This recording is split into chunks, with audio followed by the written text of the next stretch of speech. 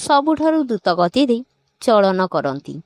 ଚନ୍ଦ୍ରଙ୍କ ରାଶି ଏବଂ ନକ୍ଷତ୍ର ପରିବର୍ତ୍ତନ ରାଶିମାନଙ୍କ ଜୀବନକୁ ପ୍ରଭାବିତ କରେ। ଚନ୍ଦ୍ରଙ୍କ ନକ୍ଷତ୍ର ପରିବର୍ତ୍ତନ 14 ମେ ଗୁରୁ ପଦୋପବର୍ତ୍ତ ଦିନ ହିଁ ହେବ, ଯାହା ଶୁଭ ଫଳାଫଳ ଅନେକ ରାଶି ଉପରେ ପଡ଼ିବ। 14 ମେ ରାତି 10:33ରେ ଚନ୍ଦ୍ରଙ୍କ ନକ୍ଷତ୍ର ପରିବର୍ତ୍ତନ ହେବ। ଏହି ଚଳନକୁ 4ଟି ରାଶି ଲାଭବାନ ହେବେ: ମେଷ, ମିଥୁନ, ସିଂହ ଏବଂ ଧନୁ ରାଶି।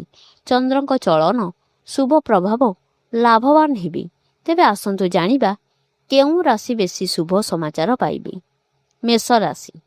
ଅଶ୍ୱିନୀ ନକ୍ଷତ୍ରରେ ଚନ୍ଦ୍ରଙ୍କ ଚଳନ ମେଷ ରାଶି ଲାଭଦାୟକ ହୋଇପାରେ।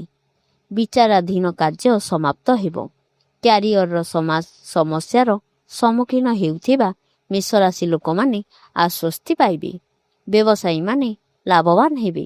ମିଥୁନ ରାଶି। ଅଶ୍ୱିନୀ ନକ୍ଷତ୍ରରେ ଚନ୍ଦ୍ରଙ୍କ ଗମନ ମିଥୁନ ରାଶିର ଲୋକମାନଙ୍କ ପାଇଁ ଅତ୍ୟନ୍ତ ଶୁଭ ଏବଂ ଲାଭଦାୟକ ହେବ। ମିଥୁନ ରାଶିର ଲୋକମାନେ ଆର୍ଥିକ ଲାଭ ଅନୁଭବ କରିପାରନ୍ତି। ଆପଣ ପରିବାର ସଦସ୍ୟଙ୍କ ଠାରୁ ସମ୍ମାନ ପାଇବେ। ଆପଣ ମାନସିକ ଶାନ୍ତି ପାଇବେ। ଆର୍ଥିକ ଲାଭ ଆପଣଙ୍କ ଆର୍ଥିକ ସ୍ଥିତିକୁ ମଜବୁତ କରିବ।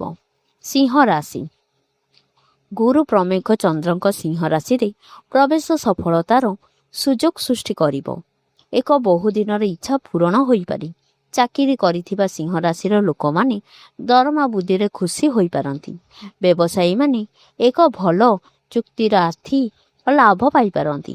ଧନୁ ରାଶି। ଧନୁ ରାଶିର ଧନରାଶି ପାଇଁ ଚନ୍ଦ୍ରଙ୍କ ପରିବହନ ଶୁଭ ଏବଂ ଫଳପ୍ରଦ ହେବ। ଆପଣ ମାନସିକ ଶାନ୍ତି ପାଇବେ।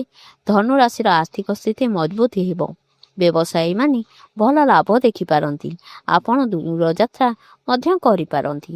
ବନ୍ଧୁଗଣ, ଆପଣଙ୍କର କେଉଁ ରାଶି ତାହା ଆମକୁ କମେଣ୍ଟ ମାଧ୍ୟମରେ ଜଣାନ୍ତୁ। ଆଉ ଭିଡ଼ିଓକୁ ଗୋଟେ ଲାଇକ୍, ସବସ୍କ୍ରାଇବ୍ କରିବାକୁ ଭୁଲିବେ ନାହିଁ। ଜୟ ଶନିଦେବ।